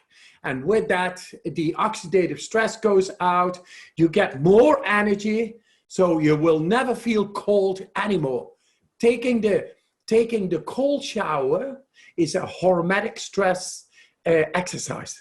Yeah. A hormetic stress, which actually is positive stress exercise, which neurologically at will makes you able to control your body whenever you get stressed out in any shape. Could be emotional stress, mental stress, physical, bacterial, viral, it does not matter. Now at will, because you are the one who goes consciously into the cold shower, you learn to change your neurology, your power of will against any stressor. The cold is only a mirror. The cold is a way to enter into the stress mechanisms inside of the brain. I know you want it. Only we have this paradigm in our society that, and that is from the prehistorics when it was cold outside. That was the enemy, and it's still built in this primal aversive feeling of, hey, cold out there. No, we have to win out there. No, the cold can be a positive stressor to like a vaccination. It's like a vaccination. It feels very much as though with that intentional dose of stress each morning or each evening, you start to build up that immune system resilience, that vascular resilience, that stress resilience, which is going to help you for the other 23 and a half hours of the day. And that, it feels like a really exciting practice that we can do. But then you just mentioned a phrase, and it's, as I was reading your book this morning, and you said, there's a phrase in it that you just mentioned, which is, the cold is a mirror. And I stopped, I put my drink down, and I read it again. It was one of those phrases that makes me stop and just think. And I think, wow, that's so profound, because I was then thinking, so if you're someone who doesn't like the cold, that's teaching you something about what else you don't like in life. It's teaching you about your resistance to certain things. I don't know. I mean, I wonder if you could expand on that, because I think that's a really interesting perspective. The cold is a mirror. Oh, yes. The cold is a mirror. It shows you how you're physiologically, not only, also mentally, spiritually, are in a lockdown. When you go into the cold showers, suddenly it locks down. You are paralyzed. And it could be very much that it has got to do with a traumatic experience in the past, that it has psychosomatically has set in. And you think it is the cold. Oh, I don't like the cold. No, you got to solve something, because that old trauma is coming to the surface when you take a cold trigger, which takes away your normal conditioning. You have to learn to let go. And that learning to let go at that moment is so beautiful, because very soon after you go into the cold shower, suddenly you feel, oh, I can do this. I can even sing. I can make a dance. Wow, and I feel so great. Yes, that is the nature of trauma, blockages, fears, our concept of what the cold is. It is a great way to get into the depth of who you are and what you are. If you learn about the cold and you see you can learn to let go therein, then suddenly you will see that you are ready for any stressor. Sorry to interrupt. If you're enjoying this conversation, there's loads more like it on my channel. Please do press subscribe and hit that bell. Now, back to the conversation. Gut bugs, the microbiota at the interface of your digestion and the rest of your body, are one of the key educators of the immune system. And again, this is something that's probably exploded in the field of immunology in the last 10, 15 years. If you take an experimental animal model where the animals have a reduced or a minimal collection of good bacteria in their gut, their immune system doesn't develop. And they're very impaired in how they can respond and heal, and even things like, protection from cancer, because our immune system is the main cancer surveillance system. So these bugs are helping to educate and teach and mature our immune system. And this happens potentially in utero before we're born, but predominantly when we enter the world, because we go from a relatively sterile, there is some evidence that there may be some bugs in the placenta, but we go into this hugely germy world, and suddenly our immune system has to cope with that, because it's got all these receptors on it to detect pathogens as being problematic. So it has to learn to tolerate those, because most of the bugs around us are safe and harmless, and we need them because they're helping us. And that's actually how the immune system develops, isn't it? Mm-hmm. It is by exposure to the environment around it, to the bugs around it, to sort of give it that sort of ongoing education. So it starts to learn, I respond to this. I don't need to respond to that. Exactly. I often say that, the immune system's made, it's not born. There's maybe a percentage in the genetics that we inherit, but then it's made, it's built throughout our life, and it changes throughout our life. So that's a lovely idea. It's made, not born. We can build and we can sort of develop it the way we want to, if we give it the right inputs. Yeah. And I often think about the inputs as a way to shape the immune system. And I was working on a talk the other day, and I was trying to make a slide of all the inputs, some that we can control, some that we can't, that are shaping our immune system from birth. And then this became a really busy, messy slide because there was too much to put on there. But a lot of it happens in childhood. And in some ways I find that quite daunting as a mother. And you think, well, there's sort of first 3 years, I would say, is when you're being colonized by all these good bacteria. And there's huge changes going on in the immune system during that time. And there's this kind of interaction happening. These bacteria, they help protect the gut barrier to keep it very nice and tight, and stop any bacteria going into the body, because they're only good bacteria if they're in the right location. So they're not meant to cross over the gut and enter our body, because then they become a problem. But one of the biggest things that they're doing to help our immune system is they're eating our foods And I often think your diet's only as good as your microbiota in your gut, because they're the interface. They're eating your food. They're helping you to produce these vitamins and minerals from your diet, but they're also producing these postbiotics. And people might have heard of prebiotics and probiotics, but postbiotics are basically the metabolic waste of the bugs in your gut. So they're producing stuff that is their kind of, waste product of eating your food. Like short chain fatty acids. Short chain fatty acids is the classic one. I used to work on these when I lived in Switzerland, and looking at how they influence inflammation in the gut and beyond. So short chain fatty acids are kind of a metabolic byproduct of the bugs in your gut, and they directly bind to the immune cells at that site, and they help educate them and teach them to sort of tolerate anything that you're throwing down your mouth, because we're not supposed to react to that, because it should be, benign things that are going in there. But they have to help strike that balance that if you did get some kind of food poisoning, they also can identify the bad bugs. Yeah. So they help create an environment that's what we call tolerogenic. So it's encouraging tolerance of the food that you're eating. And there's a very kind of dynamic interaction between these bugs and the immune cells. And I'd say what happens in the gut is not just staying there. This influence, this sort of tolerogenic influence of things like short chain fatty acids is also being absorbed into your bloodstream and helping regulate the immune system at distal sites from the gut as well. It helps make T regulatory cells, yes, doesn't it? Exactly. Which, as you said before, T-regs. I mean, you mentioned the term peacekeeper. I think the first time I read that, I think it was in a Nature paper in 2014, I think.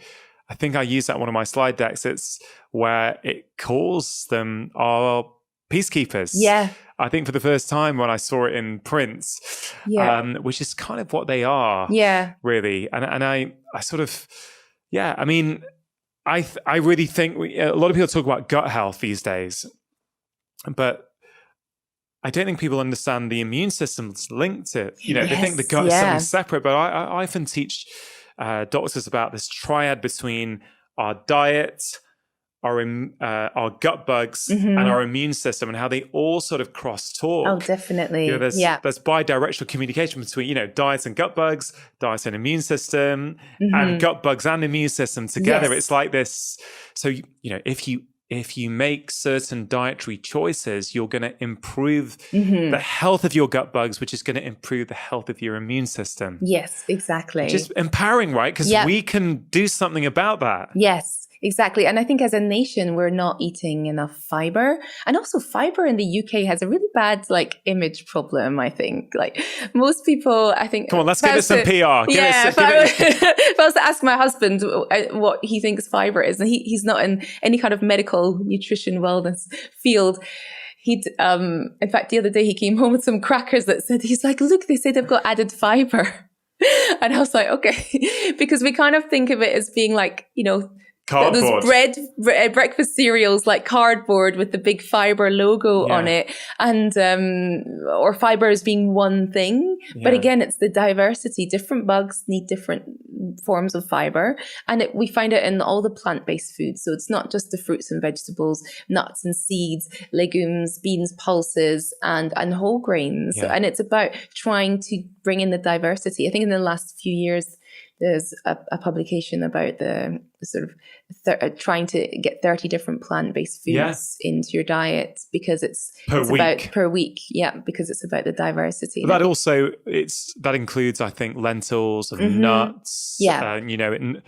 I think it's very achievable once people have it in their mind. Exactly, to do it. And they're very common in traditional diets. I remember growing up, my mum would add lots of different grains and beans and pulses to spin things out, as she put it, so that you could make a dish go a lot further. Yeah, wonderful advice.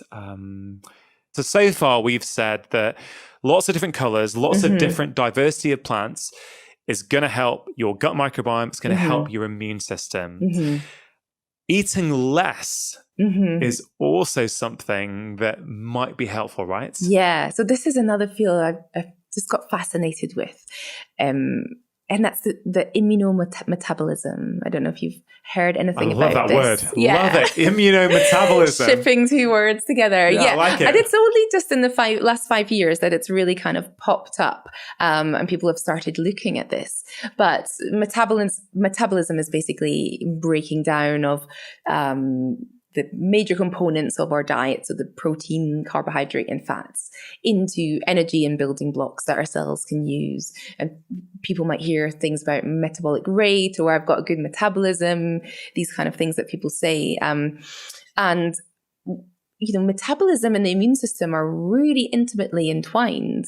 And I don't know why it's taken us so long to figure that out, because immune responses are energetically very costly. There has to be sort of triaging of resources to be like, right, we're going to fight this infection and turn on all the inflammation, turn on all the antibody producing and all those molecules that are being produced, and the proliferation of immune cells. That takes a lot of resources. So it needs energy, it needs building blocks. Is this why we feel tired when we're fighting an infection? Because the body's diverting resource to making all that stuff that's going to fight it. Exactly. And you might find that you need to kind of build yourself back up again after you've been sick, particularly if you've been sick for quite a long time, or if you have an ongoing illness. Your nutritional needs might be very different from somebody who doesn't have that. So immunometabolism is the field that's trying to understand how metabolism can shape immune responses and vice versa. So this happens at the level of the individual immune cell, but also can happen in the environment of a tissue and an environment of our whole body. And this is something that there's not really any kind of absolute concrete understanding yet in this area. But we know that when an immune cell is fighting an infection, it goes through a metabolic switch. And it goes from being in this kind of resting state to suddenly sucking up lots more glucose to fuel proliferation. The immune cells are making armies of themselves. Building antibodies requires, the building blocks of proteins, all of this kind of thing is happening. And that metabolic switch is known as the Warburg effect. This is also what's happening to cancer cells. But immune cells do this and it's perfectly normal when they're fighting an infection or fighting any kind of problem. And then it's switched back off and the immune cells go back to normal, and they don't have this huge need for metabolites anymore. But what people are starting to wonder is, can the overall environment of a body influence the metabolic switches inside our immune cells and switch them on aberrantly when they're not needed? So we know that diabetics with poorly controlled blood sugar, so they have elevated blood sugar in their body, this creates an environment that causes some of our immune cells, like neutrophils, to not work so well. So immune cells have nutrient sensing switches inside them, so they can sense what nutrients are available, and they're taking in that information, and then that affects how they can work. Now, what is not known is, can we feed someone different macronutrients, proteins, carbs, or fats, and influence how their immune system is working? So can you switch unwanted immune responses off or on based on the different macronutrients that your body's metabolizing? And I think this is where the field of immunology is going to be headed in terms of treating chronic diseases, because we know that people with chronic diseases like metabolic syndrome, type 2 diabetes,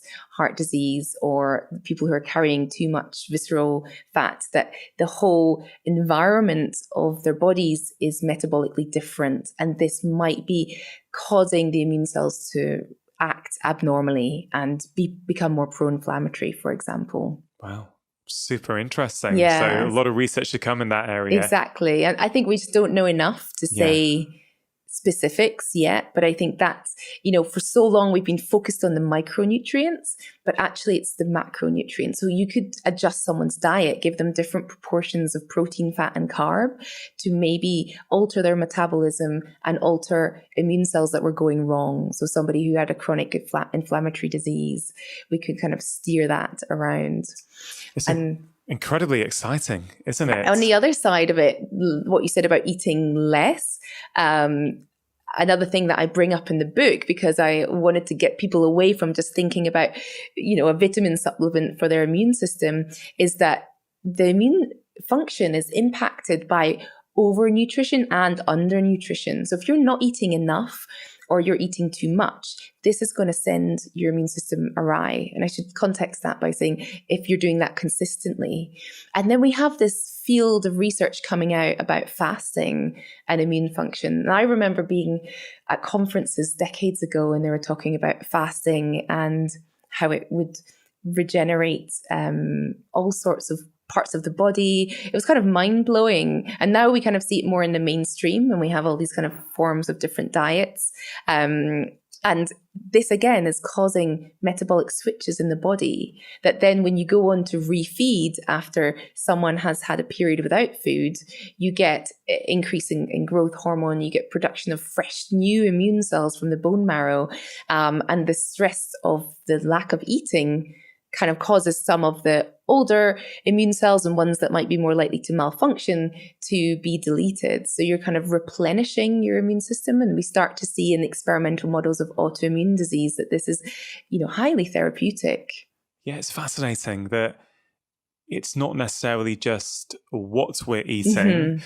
It's, how much or how little. It's, are we fasting? Are we not fasting? All these kind of different components that all play, I guess they all play a role in the signals the body is receiving, because I guess that's all it is, isn't it? The immune system is trying to interpret the signals and sort of going, okay, what does that mean? Is it sort of safe or is it unsafe? Do I need to take action? Yes. Or can I just stay calm? Exactly. And I guess everything we do, even our thoughts, our words, our sleep, our stress, they're all giving a signal in some way to our immune system. Exactly. Is, do I need to respond or is it okay? Exactly. Yeah. It's always, at its core, it's that simple, isn't it? Yeah. At its core. Yes. Yeah. It's this decision making that's ongoing and constant. And it's integrating all these different inputs to decide. And I think the thing with the sort of so-called Western diets that we talk about as having a negative impact on our health, it's just really tasty, and we just want to eat it all the time. It's salty, it's sweet, it's delicious, it's everywhere. We can quickly override any lack of hunger cues just to eat. We kind of pathologize being hungry. It's like you're not ever allowed to be hungry. You have to have 10 snacks in your bag in case you might not be able to reach some food. And then we have millions of incidences of eating across a huge portion of our waking time. And part of the research I was involved in several years ago was looking at postprandial inflammation. So when we eat, there's an inflammation, a subtle inflammation that happens in the body. And this is quite normal. We have plenty of checks and balances in place to keep that in check. And actually dietary fiber is one of the best ways to kind of seal that up again and prevent that from happening, as is having a period of time without food in between meals. So eating enough and the right things at one meal that you do not need to eat then till the next meal is actually quite good for overall gut health, but the whole body health. I'm sort of super fascinated by this research as well. And, not only do many of us eat too much, we eat too often in the day. And as you just said there, that the act of eating is inflammatory. Yeah. So that's a response to eating, is that your body will become inflamed. As you say, nothing to worry about. It's sort of, that's part of the process. But I guess, I know Sachin Panda's done a lot of look at this, Professor Panda. And I think when he started his app in 2015, I think it's called My Circadian Clock, I can't remember the figures offhand, but it's something like 20, 30 years ago, most people were eating 3 times a day in the US. I think we can probably infer in the UK as well. And then in 2015, when he was measuring and people were inputting into the app, I think the top 10% of people were eating 15 times a day. And it was so that, if we think about that, let's say I'm eating 15 times a day, and let's say in theory it is all whole food, right? It's all nice, health, what is considered, you've got to be careful with the language, but what is considered sort of helpful foods for our health, you do have to ask the question, is eating them 15 times a day helpful? That's like 15 bouts of inflammation. Whereas if you had the same sort of food over, it's not a perfect analogy, but 3 times a day over 5 days, you're still getting 15 bouts of inflammation, but that's over the whole week, as opposed to in just one day. And I really do think societally, culturally, there's a problem with how much we're being encouraged to eat, even healthy foods. Like you can buy healthy snacks here and healthy snacks there, but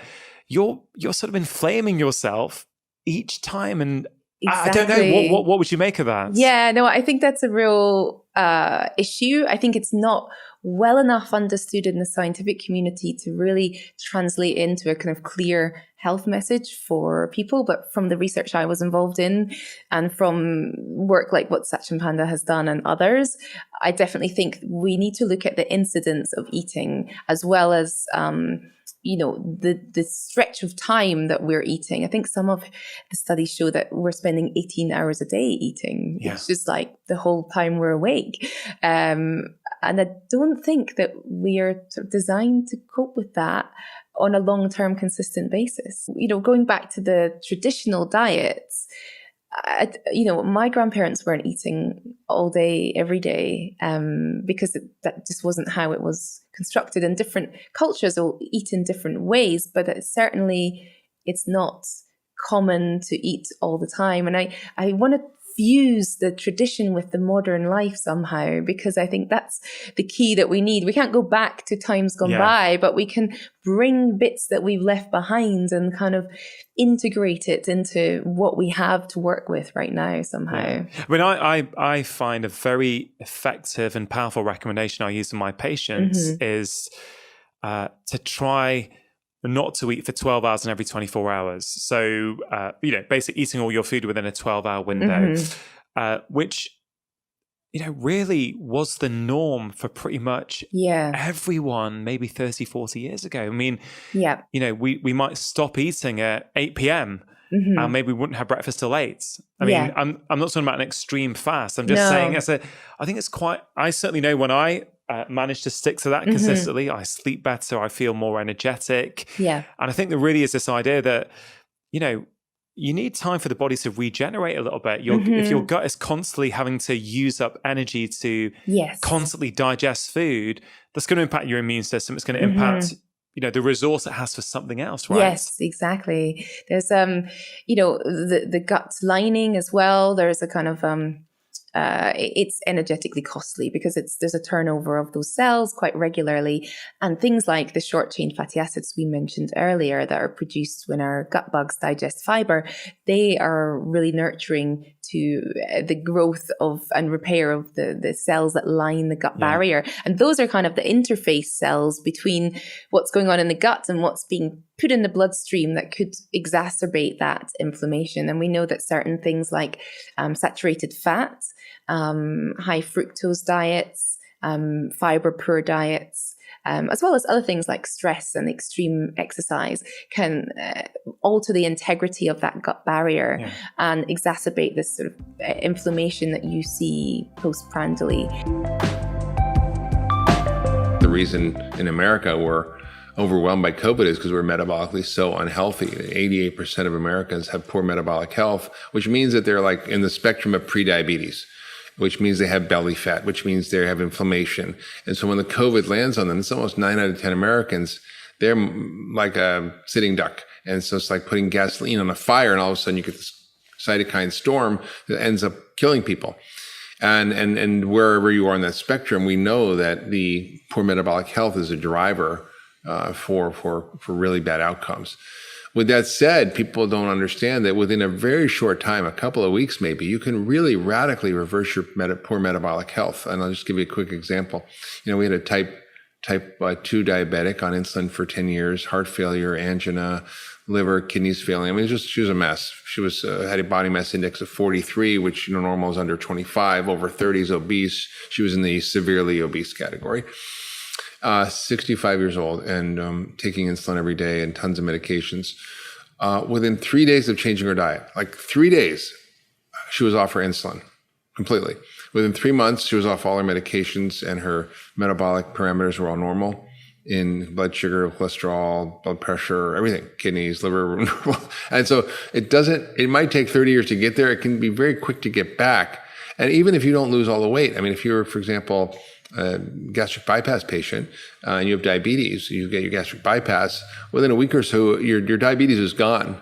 You're still very overweight because it takes a little longer to lose weight, but your diabetes is gone. So your metabolic health, level of inflammation, all can change very quickly in response to your diet. So I wouldn't feel discouraged if you have issues. I would double down on eating what we've talked about today on the show, the vegan diet, or just a similar whole foods philosophy approach, and it will have a profound effect on your immune system. I just wanted to touch on one of the principles is around habit change, one of the chapters, which is super interesting. And there's a few things in there I really liked, but one of the things that you wrote was friend power is more important than willpower. And you shared how at the Cleveland Clinic, how you guys use groups and how powerful that can be. And so, for people listening who have tried to change before, struggle to do it by themselves, I think this could be quite a helpful tip for them, right? Absolutely. I mean, I think, for years, I studied the minutiae of functional medicine. I was sort of a nerd about the biochemistry, the genomics, the physiology, the microbiome. And I just wanted to know every little aspect of our cellular functioning and all this sort of nerdy stuff. And I was really good at getting people healthy if they did what I tell them to do. But often, we know in medicine that half of people don't fill the prescriptions they get and half that do don't take them. So, the doctor writes a prescription for a statin, 25% of the people take it and 75% don't. So that's not a good odds. And I think in medicine and nutrition and what we're doing, it's maybe even harder. So, I had this epiphany a number of years ago, well over 10 years ago, when I went to Haiti and met Paul Farmer, who was able to deal with TB and AIDS in one of the worst places in terms of healthcare and poverty in the world, Haiti, not by better drugs or surgery or technology, but just by the power of community. He called it accompaniment, and he trained thousands of community health workers to help each other, accompany each other to health and make sure they took their medications. Because we know how to cure TB and AIDS, essentially treat them using the right cocktails and medications, but these people didn't have a watch, they didn't have running water, they didn't have often a place to be. I mean, so it was dealing with a lot of these fundamental, we call structural violence issues, the social, economic, and political conditions that drive disease. We see that in this country, with food swamps and food deserts. I'm sure it's like that in the UK too. And I think we have a tremendous sort of deficit of understanding how we really create an environment that supports people to health. And so the big epiphany for me was, okay, I know how to change biology, but I'm going to fail unless I understand how to change behavior. And so I realized at the same time when Paul was treating infectious disease using this model, I was like, wait a minute. I said, wait a minute. Chronic disease is also contagious, right? Obesity is also contagious. You're far more likely to be overweight if your friends are overweight than if your family is overweight. We know that your social threads affect you, or maybe more important, your genetic threads in determining your health outcomes. We just know this from the science. So if that's true, if your bad behavior, it goes along with bad habits. In other words, if all your friends are, eating at McDonald's and smoking and drinking beer and having Coca-Cola, you're probably going to be doing the same thing. But if all your friends are, drinking green juices and going to yoga, well, you might be doing that. So there's a tremendous amount of peer pressure that we all are subjected to because we're social animals. It's how we live. We have to be social, or else we would die as humans. We're not like a wild lion that can roam around by himself or whatever and just eat whatever he wants. Like we're dependent on each other.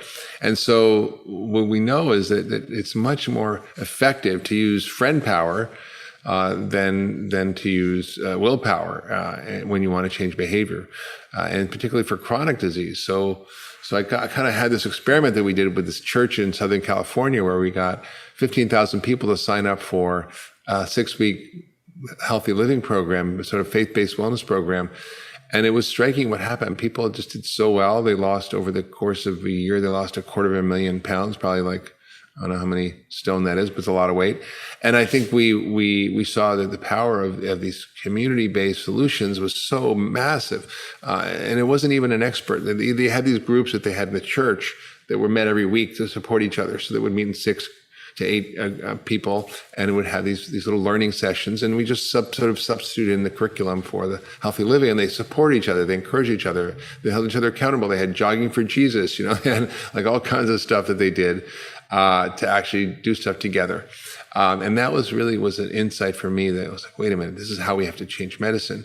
And so at Cleveland Clinic, we're doing the same thing, and we're about to publish our data in the British Medical Journal, actually, soon, where we show that the group visits, the community support, was more effective than one-on-one visits with a functional medicine doctor, which were more effective than with a traditional doctor. So we've got some interesting data about the power of this model to really accelerate change in terms of the speed of recovery and getting better, but also the adherence and the level of change. So I'm excited about using this model, and we're trying to scale this up around the country and use this power of community. I call it love is medicine. So food is medicine. Love is also medicine. Yeah, I love it, Mark. Mark, you've just, you're someone who has been dedicated to the cause of empowering and inspiring people, both patients and physicians, all over the world for so many years. I can't imagine what it's been like for you. I'm sure you faced all kinds of opposition at various times, but you're driven in that mission, and it's fantastic to see. It's very inspiring. I know for many, for many of my colleagues, for myself, we see what you have been doing and how you have paved the way for many of us to start spreading our messages. I want to publicly acknowledge you for that and say thank you. Thank you. And just to finish off, Mark, it's, as I say, The Peak Diet is a brilliant book. I think it really helps to simplify nutrition for people. Some core principles there. I always love to leave my listeners with some actionable tips. So we covered a lot of ground today. Phytonutrients, we covered the climate, regenerative farming, kids, all kinds of things. But just to bring it all down for people at the end, this is called Feel Better, Live More. When we feel better in ourselves, we get more out of life. What are some of your top tips for people listening to the show right now? Well, I try to synthesize this at the end of the book and, sort of getting started. And it's just some simple things that are easy to remember. First, when you're going to eat something, ask yourself a simple question. Did God make this, or did man make it? If you don't believe in God, is it a nature made? So did God make an avocado? Yeah. Did he make a Twinkie? No. If God made it, you can eat it. If nature made it, you could eat it. But if man made it, you probably don't want to eat it, right?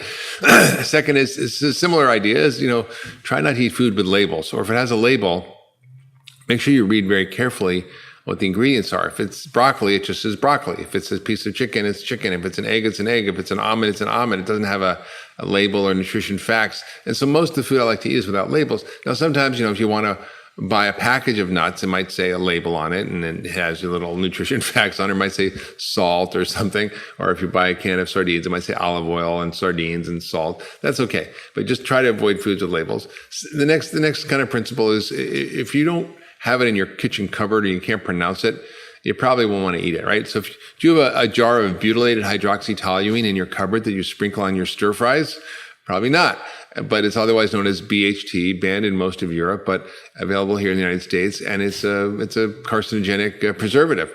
So you don't want to eat that stuff. Also, when you go shopping, don't go down the middle of the aisles. Stick around the outside where there's just real food, vegetables, and the produce and the dairy and the meat section. If you're eating, just focus on plants. Like I always focus on 2 or 3 servings of plant dishes at each meal, whether it's just asparagus or mushrooms or salad. So last night I had beets, we had mushrooms, I had salad, and we had sweet potato. So we had like four vegetable dishes and a small piece of meat on the side. So that's why meat is a condiment or a condiment. And fat is so important. So remember to eat good fats. Olive oil, avocados are my favorite. But there's other good fats too. Make sure you eat a lot of phytonutrients. You want to pick your medicines in your food. So learn about some of the colors and what they have, and try to eat like the rainbow as a way of getting phytochemicals. It's an easy thing to do. And enjoy nuts and seeds, and certain beans are fine. So and enjoy your food. I mean, it's just got to be fun and delicious and pleasurable. So I wouldn't really get crazy about following a particular thing. I don't count calories. I don't count carb grams, fat grams, protein grams. I don't think of any of that. I just think about what I eat. If you focus on what you eat and quality, you don't have to worry about how much you eat. Literally. I mean, I could eat a giant bowl of salad till I couldn't move and nothing would happen, right? So I think you can find out what your natural rhythm is in your biology by just getting on real food, and then actually just focusing on quality. And if you focus on quality, all the rest takes care of itself. Diseases, weight, metabolism, all that. Yeah, love it, Mark. If you enjoyed that conversation, I think you are going to love the one that I had with Professor Tim Spector, all about foods. It's right there. So give it a click and let me know what you think. If you snack a couple of hours before a meal, your metabolic response to that meal is poorer than if you didn't snack. Okay, just say that again, because I think that's really important.